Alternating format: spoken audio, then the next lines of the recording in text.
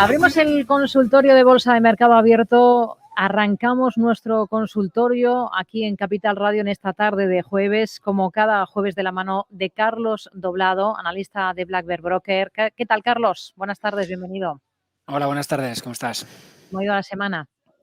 Bien, bien. La verdad es que bueno, la semana siempre tiene cosas bonitas y cosas feas cuando haces muchas cosas, ¿no? Es una buena semana para mí por otros temas fuera del mercado renta variable. Yo hago muchos temas relacionados con innovación y fondos de venture capital, y la verdad es que ahí estamos teniendo mucho éxito, pero bueno, es normal en estos tiempos de tecnología un poco alocada, ¿no? Lo vemos hoy en el Nasdaq, Nvidia subiendo un 10%, en fin. Luego, pues luego también recomiendas comprar el IBEX 35 hace 2 semanas y hoy me ha saltado el stop loss. Entonces, bueno, pues oye, no está bien, cuando pierdes, perder poco está bien, pero es un poco frustrante. O sea, la verdad es que ya desde hace muchos años, yo creo que las personas que hacemos renta variable española tenemos esa sensación de ¿por qué he tenido que nacer en España? ¿Sabes? Es como... Bueno, eso nos lleva a reflexiones muy profundas, que no sé Sí, si son aptas. laboralmente. Bueno, sabes que yo ya ni siquiera vivo en España, es decir, Mm. que yo he hecho todo este mi ejercicio desde hace tiempo de que no me parece el mejor lugar.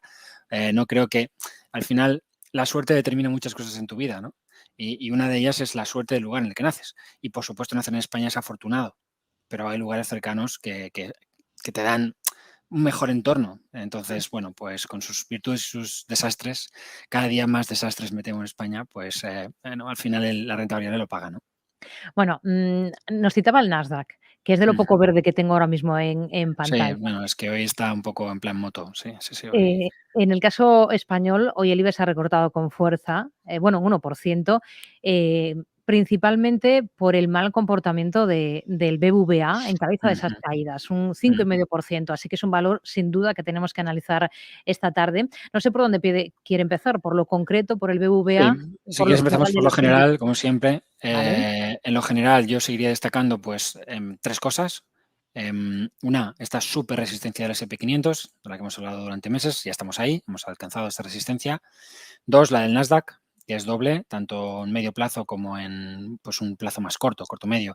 Tendríamos ahí una zona realmente difícil, es decir, si el Nasdaq equipara, si el S&P equipara, pues yo algún día sacaría esto en un manual de análisis técnico. Es decir, es muy probable que produzcas un techo en este tipo de niveles, y más si, como es el caso, llevas un montón de semanas con la volatilidad extendiendo. Por ejemplo, hoy podemos ver en este gráfico, ¿no? A la izquierda vemos el Eurostoxx 50 en versión total return en subida libre, después de esta bandera de continuidad, luego un doble suelo, luego ataque a la ruptura de máximos previos, resistencia ascendente, es decir, se lo ha petado absolutamente todo. Fantástico, muy bien, a nivel precios muy bien, pero desde los 9.000 tenemos un problema, que es que el mercado hace máximos con volatilidad que no consigue hacer nuevos mínimos.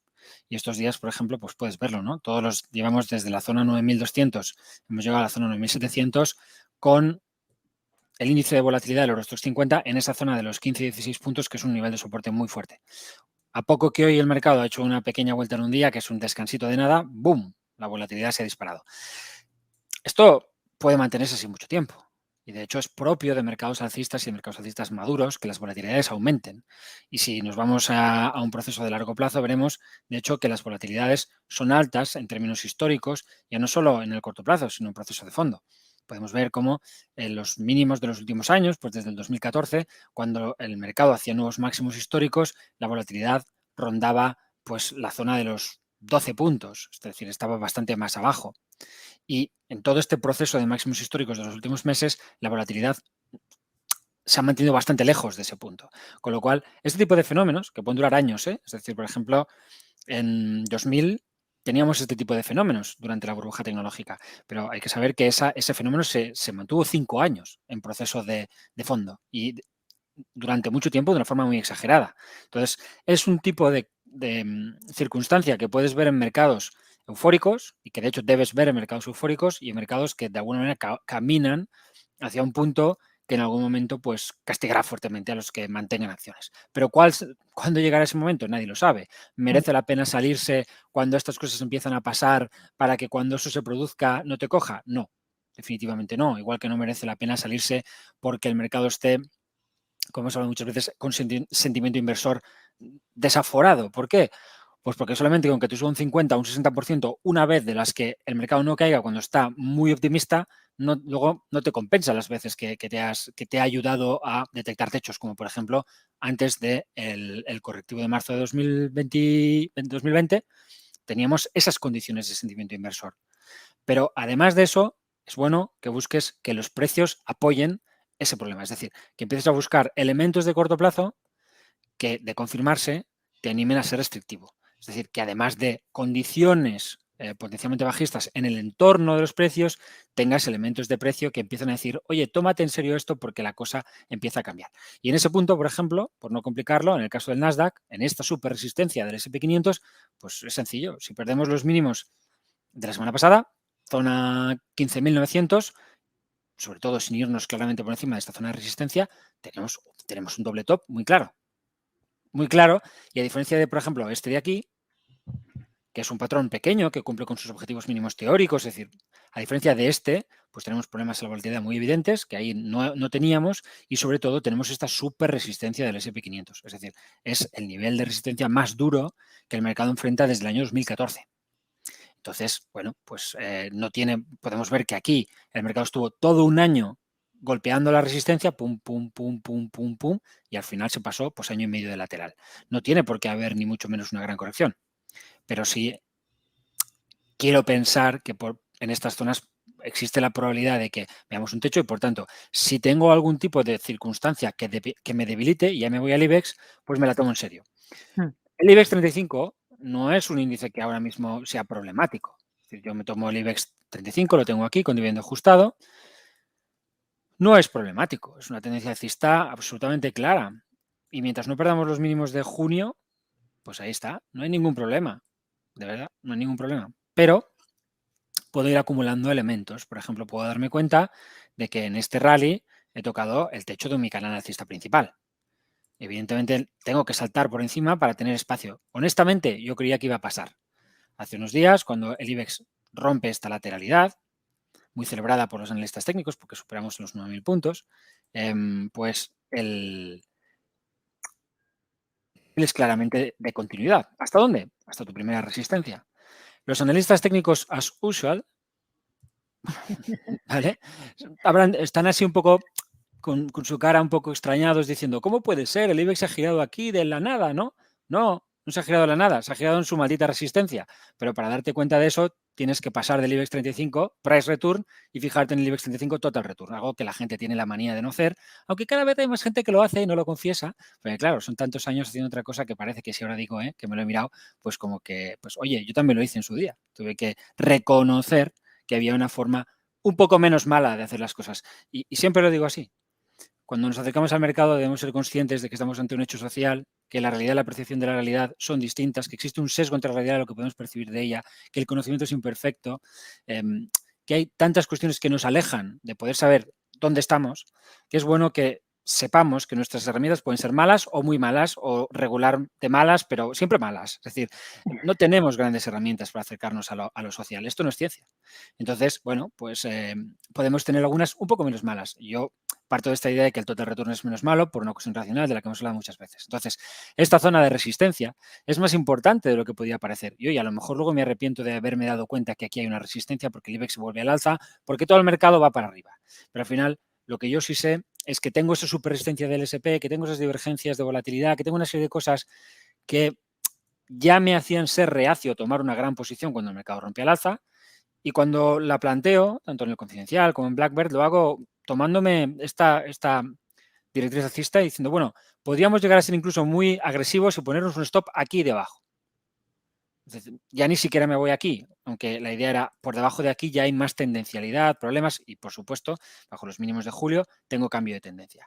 Bien, el hecho de que rompamos el alza, oye, y además esto arrancó de maravilla, se fue hacia los máximos, recuerdo que hasta tuiteé yo mi análisis diciendo, joder, qué gusto el IBEX 35, qué gusto, pues podía haberme estado calladito, porque en la resistencia digo, qué gusto, pues el gusto ha sido hoy, ¿no? Entonces, bueno, se ha pasado unos cuantos días en lateral, justo como antes de romper la resistencia previa, y si al final soy coherente, que creo que es lo único que se le puede exigir a una persona en la vida, Si esto es un proceso consolidativo bajo zona de resistencia que me tomo en serio porque esta es una resistencia importante, esto es otro proceso consolidativo que se rompe a la baja en otra resistencia importante. Es decir, hay diferencia entre verlo así y verlo así, porque en el IBEX normal, el que todos miraremos, no hemos llegado a la resistencia. Entonces es como que, bueno, es menos peligroso. Lo normal es que lleguemos a la resistencia y tengamos problemas. No, ya hemos llegado a la resistencia. Lo hicimos al día siguiente. Y por tanto, esto se puede ver como un doble top. Se puede ver como una zona de resistencia relevante y yo he preferido ser agresivo y directamente sin esperar a que me rompa aquí abajo, pues ya perdí la directriz alcista hace algunos días, me quedo sin mínimo creciente, tengo un doble techo. Si tuviera un mercado muy alejado de la resistencia ascendente del S&P 500, diría, bueno, vamos a dejarlo porque probablemente intente acercarse otra vez a la resistencia y el IBEX, cuando el SP llegue a esa resistencia ascendente, pues el IBEX habrá tenido espacio. No siempre pasa. Estas semanas hemos visto lo bien que lo ha hecho el conjunto de la renta variable europea, que ha sido lo más frustrante. Desde que tomo la posición, pues el conjunto de la renta variable europea habrá subido con un 5% aproximadamente. Pues el IBEX nada. Bueno, el 1% del primer día, que además no subió el conjunto de la renta variable europea. Bueno, pues ha saltado el stop. Esta es la cosa que hoy me ha hecho un poco pasar un mal día. Es verdad que el BBVA pues, puede ser la circunstancia, ¿no? Puede ser pues el motivo, ¿no? Pero es que el propio BBVA pues, tiene sus resistencias que hay que tomarse más o menos seriamente, que son estas resistencias ascendentes. Hemos visto desde las del SP, pues podemos ver ahora las del Sí. BBVA. Denos Es una zona niveles complicada. concretos. Pues mira, en realidad, si yo me fijo en el proceso de fondo, parece que el BBVA quiere subir hacia su zona de máximo histórico. Pero claro, eso no va a cambiar, porque, por ejemplo, el valor que haya a la zona del 4,75 sería el primer nivel con una cierta importancia técnica. Ha sido resistencia, luego ha sido soporte. Todo lo demás, pues honestamente, no es demasiado fuerte como soporte. Hemos perdido canal, es decir, nos estamos claramente debilitando y si tú tomas un primer mínimo creciente como una referencia o una vela semanal que te haya podido llevar hacia arriba, esto es una cosa, por ejemplo, que Gerardo hace mucho, ¿no? Gerardo Ortega, que sé que ayer Sí. me recomendó, Ayer le luego hablamos de citó. eso. Sí, Sí, sí, luego hablamos se de eso. denominó especialista en Sí, compañía sí, sí. para Ayer las era el día de los santos inocentes, ¿no? Bueno, está muy bien, Gerardo. Ahora me ocupo de ti. Entonces, no, la verdad es que estoy de acuerdo con él. Cuando un mercado quiere romper alta, deja una vela muy fuerte, pues no tiene mucho sentido, como diría él, que rompamos el mínimo de la vela en cierre semanal. Eso va a pasar mañana en el BBVA. O sea, podemos darle ese filtro semanal a la posición. Creo que él estará de acuerdo conmigo. Aquí tuvimos un ARAMI semanal que podía haber sido consolidativo.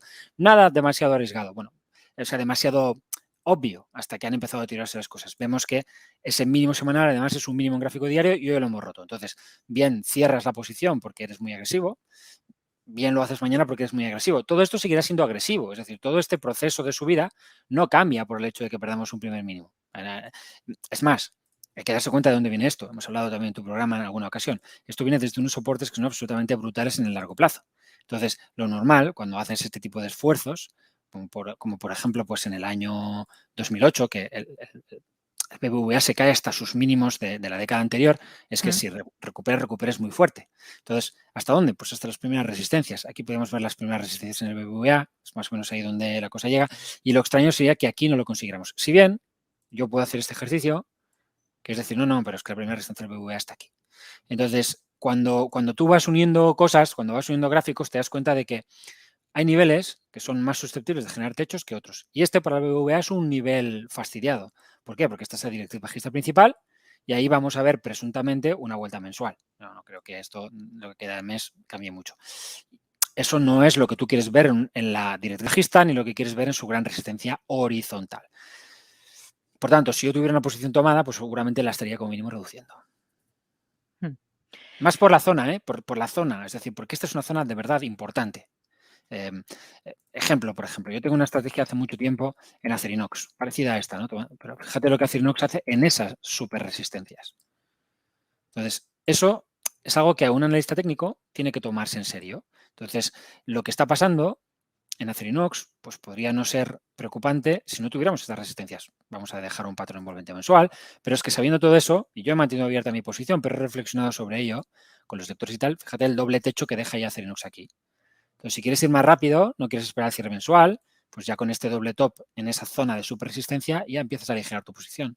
Porque lo que está pasando A diferencia de, por ejemplo, lo que pasa aquí, que es muy parecido, está pasando en la resistencia, no por debajo de la misma. Volvemos a lo que antes veíamos con el IBEX, ¿no? Cuando no le ajustamos el dividendo, decíamos, bueno, esto no parece tan peligroso porque estamos lejos de la resistencia.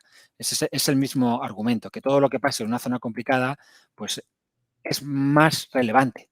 Y ese es el camino por el cual el analista técnico consigue reducir su montón de errores.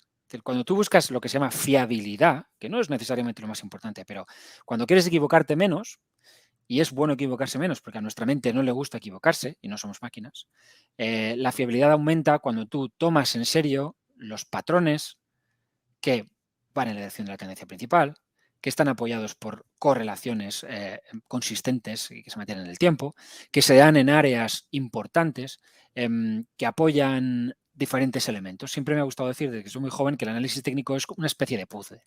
Si eres capaz de encajar las piezas más o menos bien, pues te va funcionando. Si lo haces de forma aislada, errática y disparas en cada doble techo y en cada doble suelo, pues es una máquina de que pierdas tu dinero a largo plazo. No sirve para nada. Bueno, vamos a ir con dudas de oyentes. Recuerdo que pueden llamarnos al 91 283 33 33, que pueden escribirnos a oyentes@capitalradio.es y que pueden dejarnos notas de audio a través de WhatsApp en el 687 050 600. Vamos a ir con un correo electrónico que nos envía Iker preguntando por Amadeus y por Facebook. Si puede analizarlos. No sabemos si ya los tiene en cartera o los tiene vistos para comprar. Hoy ha sido de lo poco positivo dentro del IBEX, Amadeus, por cierto. Sí, sí, sí. Ha subido un 2,40%. A ver, Amadeus tiene pues aquí una fuerte resistencia a la que en principio los precios tienden. Si el entorno lo complica, Amadeus es más un valor tecnológico que un valor, si se quiere, pues español. Entonces, en ese sentido, pues el sesgo claramente es comprador. Si en los últimos meses se ha perdido buena parte de la escalada en tecnología, podemos verlo, se ha parecido más al IBEX. Incluso en su proceso de rebote podemos ver dos grandes ondas, como hemos visto en el IBEX, ¿no? Esta es una zona difícil. Pero esa zona ahora ya es mucho menos difícil porque ya no tenemos el techo del canal. Ahora la zona realmente difícil es el máximo histórico, donde tendríamos el canal y también la resistencia horizontal. Ahora aquí lo que vamos a tener es la resistencia horizontal. Si eso se supera, tengo pocas dudas de que el valor tiende ya definitivamente hacia los máximos. Evidentemente, me temo que eso va a depender de que el S&P 500 se vaya por encima de su superresistencia, que el Nasdaq rompa los 14.600 con claridad, que las volatilidades rompan a la baja. Espero, porque si no va a ser realmente peligroso el movimiento. Pero me cuesta pensar que Amadeus pueda irse tan arriba sin que caigan esas resistencias. Hay mucho espacio, hay mucho que trabajar, ¿no? Para llegar ahí, salvo que mañana pues pase una cosa extraña y, no sé, alguien la OPE a 80 euros, qué sé yo. Pero de entrada, el entorno para mí puede ser el problema. Antes hablaba del puzzle. Yo aquí veo una especie de cabeza y hombros. ¿Voy a tomar la posición? No. ¿Por qué? Porque en mi puzzle no hay espacio ahora mismo. Entonces, desprecio las señales de compra que se puedan producir. No hubiera despreciado, por ejemplo, esta de tipo doble suelo, o no debería haber despreciado esta de tipo doble suelo. Pero esta, más justita, de cabeza y hombros, dentro de un gran proceso lateral, por interesante, porque hoy es consolidado en tiempo durante mucho tiempo, pues siendo realmente un patrón bastante creíble, más allá de que pueda ser un poquito raro, pero no deja de ser un cabeza y hombros, es una sucesión de mínimos y máximos ascendentes, es una consolidación acotada claramente por soportes y resistencias, y cuando rompes la parte de resistencia, pues al final si al final los mínimos no coinciden, pues acabará siendo normalmente un cabeza y hombros. Si los mínimos están muy cerca, pues será un doble suelo. Es decir, si no hay muchas maneras, si esto del análisis técnico tiene nombrecitos, pero al final, y esto lo hacía mucho pues Antonio Sáenz del Castillo, que con las diferencias que tengo enormes con su modo de ver algunas cosas, él siempre decía algo, y me refiero al análisis técnico, él siempre decía algo que de verdad creo que deberíamos haber hecho todos. Él siempre hablaba de figuras de vuelta, o siempre habla de figuras de vuelta. Entonces, el hablar de figuras de vuelta a mí me parece sano, porque no te pierdes en los nombrecitos, acabas en la idea. ¿Qué es una figura de vuelta? Eso es lo que importa. Una figura de vuelta es un proceso de acumulación-distribución. Si es de vuelta a bajista, será de distribución; si es de vuelta alcista, será de acumulación, respecto a una tendencia de otro tipo. Es decir, si está cayendo, pues tendrá que ser, evidentemente, un proceso lateral para subir al alza. Si estamos subiendo, será al revés. Carlos, si le parece, ¿Me hacemos quieres una llevar la pequeña publicidad? pausa, Sí. efectivamente, y a la vuelta de pausa hablamos de Facebook y del Muy resto bien. de compañías por las que nos están preguntando nuestros oyentes. Enseguida volvemos aquí en Mercado Abierto, en Capital Radio.